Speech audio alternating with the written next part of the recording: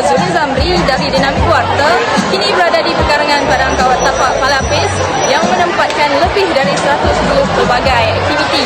Kembali mewarnai kalender akademik Universiti Utara Malaysia, program Hope Day diadakan bagi memberi pendedahan menyeluruh mengenai pelbagai organisasi, kelab dan persatuan. Tapak program ini dipenuhi dengan deretan jualan makanan dan minuman serta persembahan kebudayaan yang menarik. Di belakang saya merupakan booth softball yang mempamerkan pelbagai peralatan permainan kepada mahasiswa yang melawat ke booth.